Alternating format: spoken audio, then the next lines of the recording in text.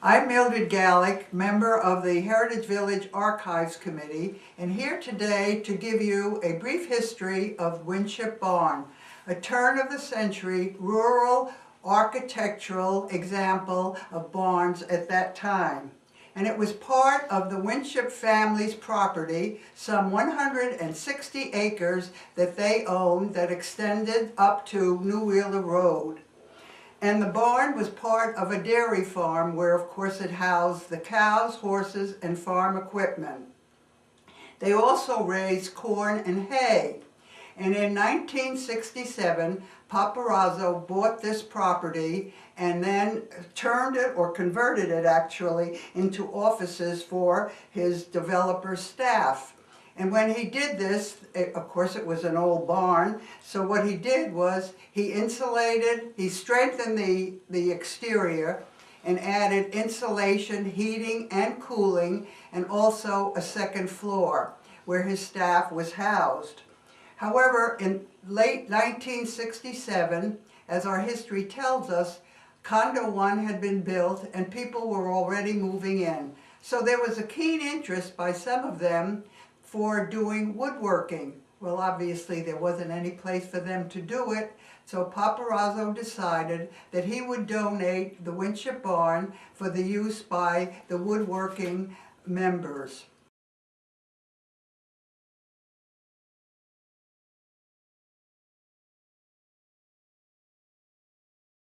Not going to operate any tools today, just to show you. This is, many people already are familiar with this type of machine. This machine works by, you put the switch on, the vacuum cleaner goes on to pick up the chips, and the saw is powered. Okay? Okay? You'll put your cutter in here, same as you would on a router or a router table, and you'll run your stock through there. Okay? Make your profiles and so forth. And this is what you call a power feeder that will pull with these wheels, will pull the board through either this way or this way. Okay? It's dual use. Excellent machine. Yeah. 12-inch chop saw does this,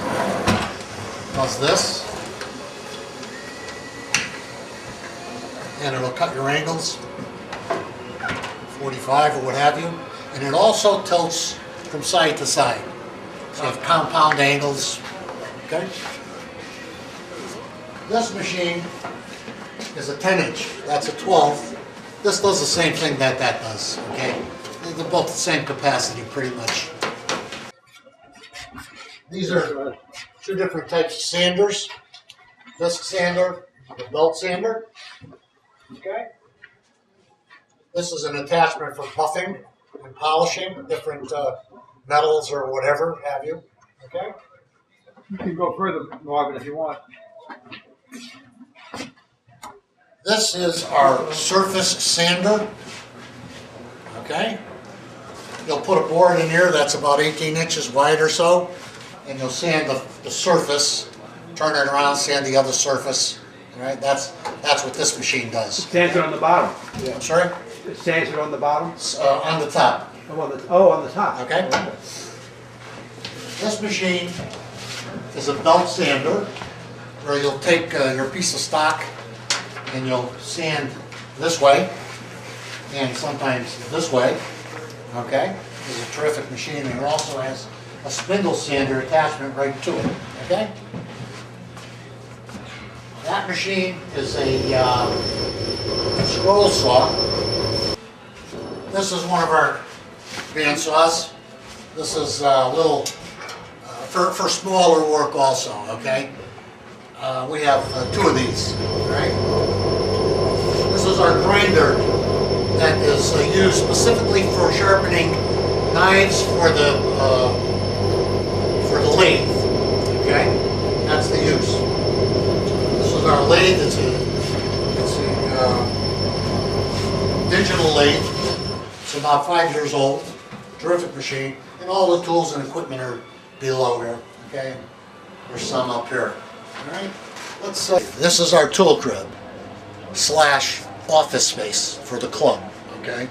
It's been recently remodeled, and we can thank Conrad Hay for that, because he did all of the work in making the cubicles and desks and tops and such, as well as our coffee machine here. And we have a refrigerator. But you can see, if you take this picture, Marvin, many different small tools, routers, skill saws, sanders, drills, whatever. And they can be borrowed. And they can be borrowed, yes. We have a number of battery-operated drills for the shop's use also. Okay. We have all kinds of parts, hinges, and wheels, and there's so many things in there I don't know. Some of them are labeled, some aren't. And those cabinets as well. Mixed screwdriver, well, that's pen and pencils. Mixed screws and bolts and nuts, and for that odd piece that you can't find, and you may find it in there. The same goes for the bottom section in there. Okay. Spindle sander. Here. This is a little belt sander for small work. Okay.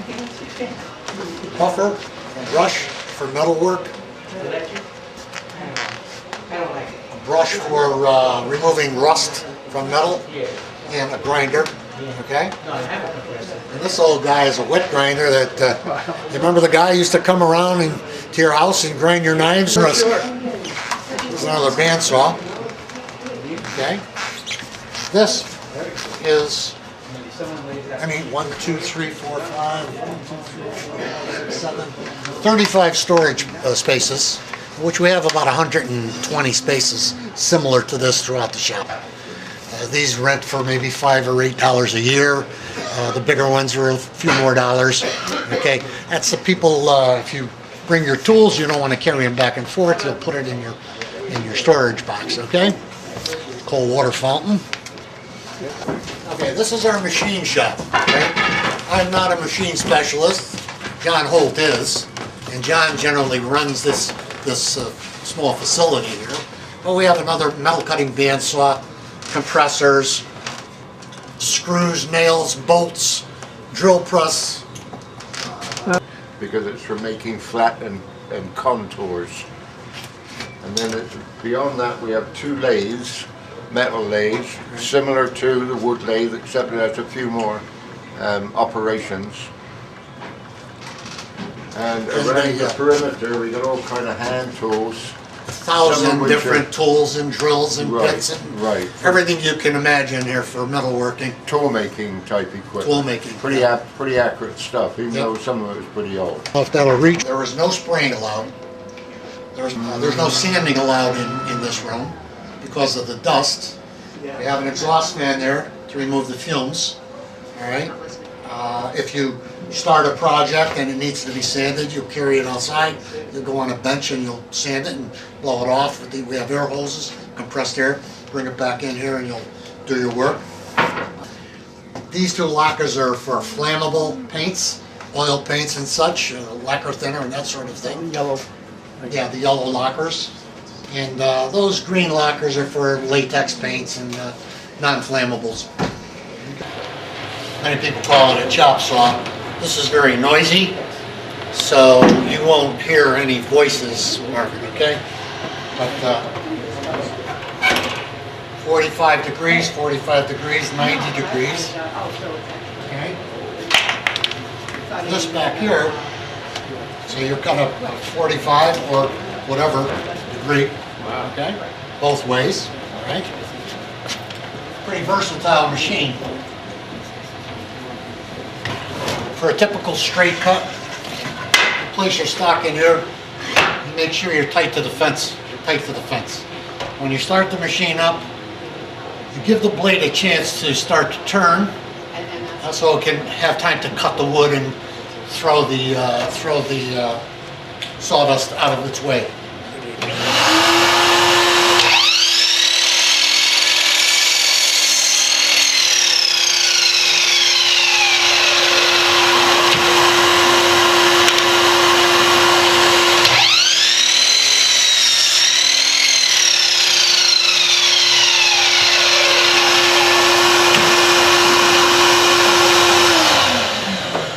careful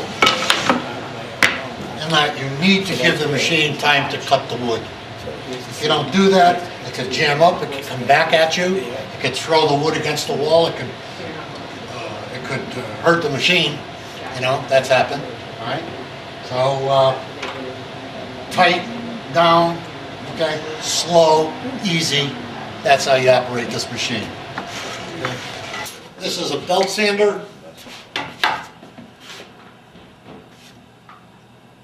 Vertical belt sander and a disc sander, okay?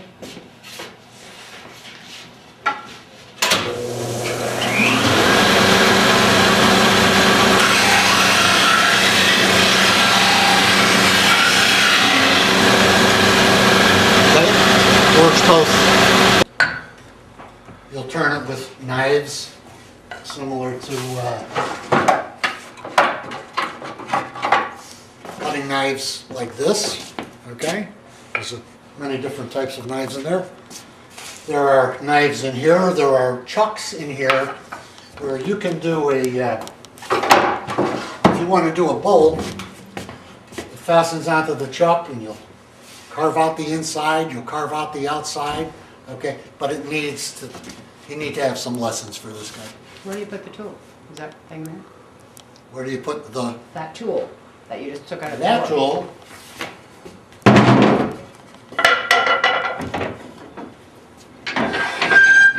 If you had your stocking here, from here to Right, here, okay? And the tool rests on here okay. and cuts in there.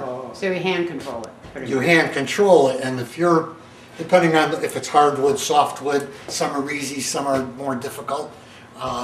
You need to be helped along with this one, okay? Sure. I would suggest if you decide to make a small bowl, you'll use pine, softwood, cuts easy. Okay, that's the learning. That's what I would suggest to learn for your first lesson or something. Right, The right. thing that you should know is that today online, you can go on many different websites and just say wood turning. Well, we're gonna get to that, Find Barry. lessons. We're gonna Okay, get to that. But I'm just saying that could be a suggestion. Yeah, to no, learn it is an more. excellent suggestion. Size, you know, bigger, okay? Same theory as the other bandsaw, up or down depending on the thickness of the wood, okay? This has 4 teeth per inch, so it's called a rake blade, and that really could cut through big pieces like logs, big material, hardwood or softwood, okay? I have a little piece here, but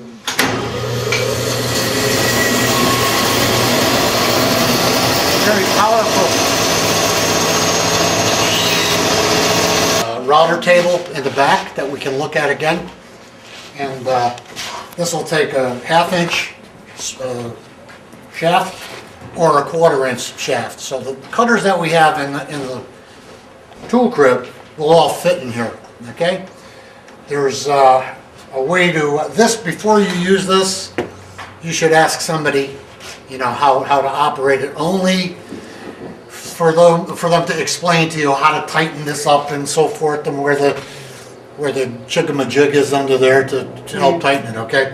Once this is tight and you got your fences all set and all, and you're ready to put your stock through there and so forth, and this guy is down and the cutter's sticking up and you're gonna make a little round kerf or something like that, then you put the button.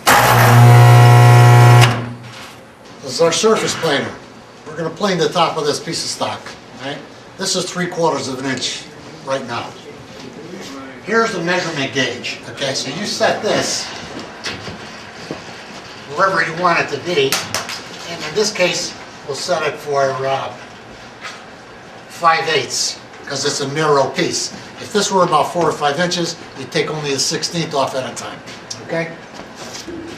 This thing runs, that puts the chip collector on. This starts the machine.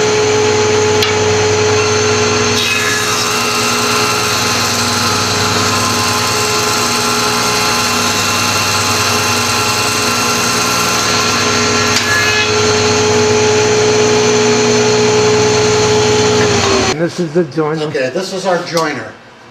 This dresses the edge of the wood, okay? If, sometimes if the surface is rough, before you'll put it through the planer, you'll run it this way. Get one flat surface, get one flat edge, set your planer up, take a 1/16 off because the top would be rough, okay? And you run it through the planer, all right?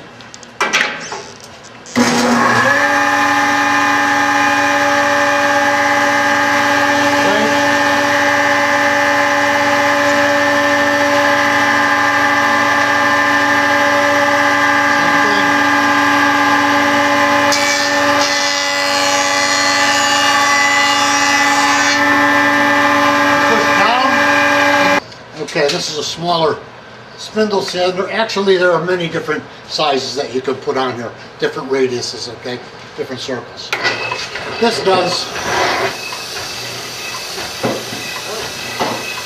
slowly, this one here, the switch is impossible to find, but it's right here, okay?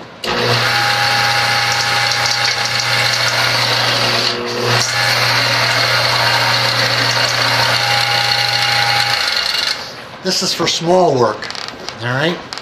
And it'll do this sort of thing, okay? All right, small work, all right? This is metal, like I said, buffing and brushing, removing rust, grinding, knife sharpening, okay? Now let's just go back to this router table. Hi, my name's Tom. I was going to be a shop teacher at one point, and I graduated college and came here in 1973 and lived with my parents for 18 months and made 3 clocks here. So this is my second time around now that I'm retired. Hi, my name is Jim Taylor. I am a monitor here on Monday afternoons. Before I retired, I was a toolmaker by trade, so I'm really at home in the metalworking shop, but I'm learning the wood shop too. Thank you. Hi, my name is Susan. I'm a resident here. I'm a member of the woodworking shop. I do some renovations on condos and other projects, so I come here and everyone's wonderful and teaches me how to use all the tools. They've all been great. Thank you. Want me to take the stand? My name is Chris Little. So I'm a member here at the woodworking shop. And it's a nice place to come and learn and gain some more expertise. A lot of really good talent here, a lot to be learned. Thank you.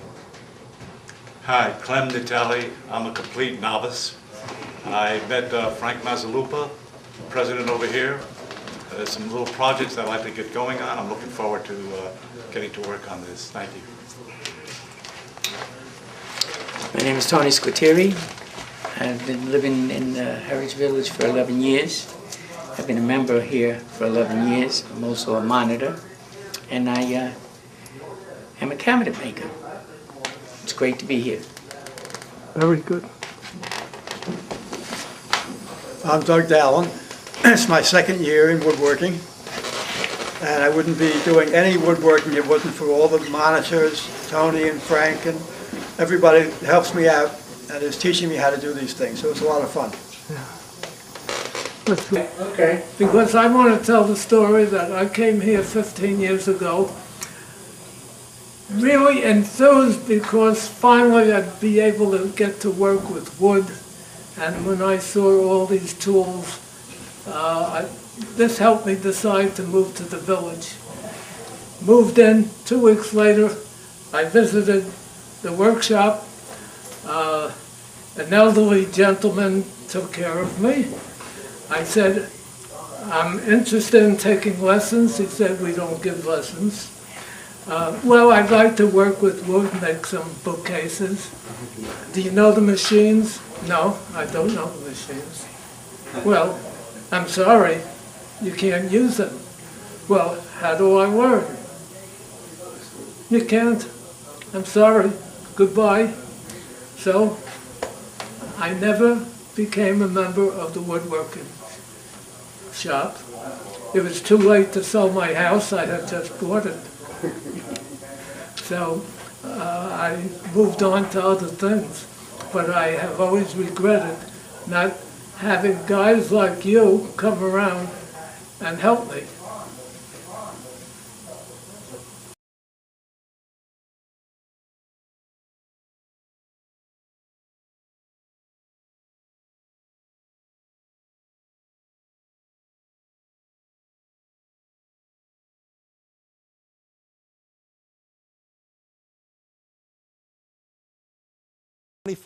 Karat gold pen kits that are available for anybody who would like to turn these pens. Now we're going to turn the blanks down to the proper diameter. This is a point at which we have to be very careful because we're rounding off the corners of the square block.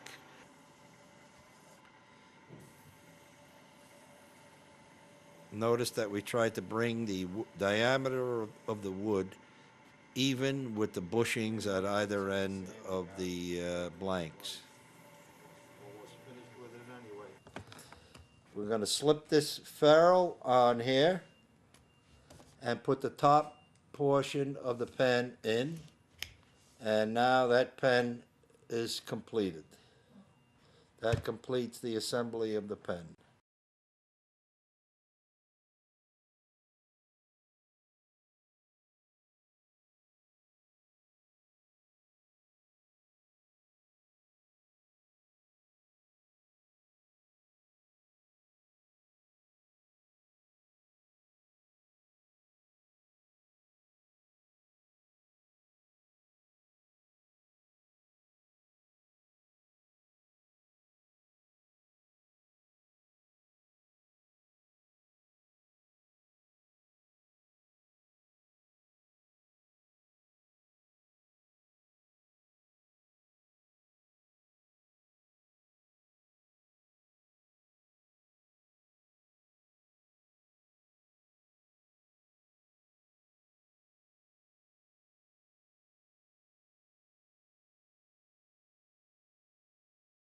These are handicap gardens that are going to go into the garden, and there will be a total of 15 of them, so that people who can't bend over or who are in wheelchairs will be allowed to garden and not be at a disadvantage. They'll be filled with dirt. They can see Gail Jantz, and she's assigning them. And it's $10 for the garden, and we provide you with the tools, the little small hand tools that you would need. The garden has water.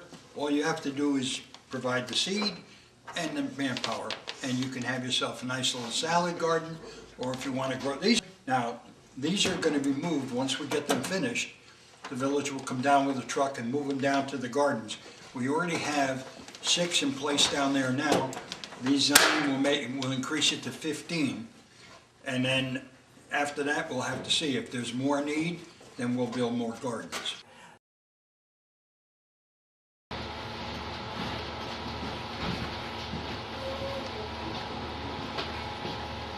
So if you look at all of the variety of things that we have in the village, just stop to think how many different things are going on at Winship Barn, whether you're on the first floor or the second floor.